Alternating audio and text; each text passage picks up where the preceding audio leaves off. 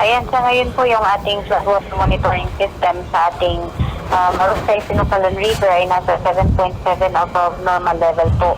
So, nagsimula na pong tumaas muli yung level ng ating tubig sa ating ilog.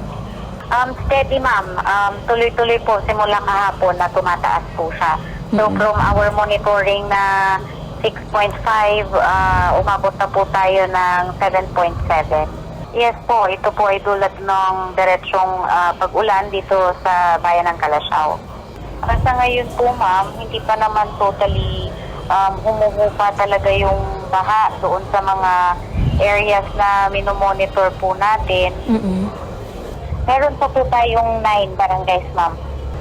Meron pa rin po sa may barangay Talibao, Lasip, Mansok, Lungos, Lumbang, and then meron pong portion ng Logon, Poblacion East, meron pang portion sa Bunag at sa Canalsian po na may stagnant rainwater. Meron pang pagbaha sa kanilang area.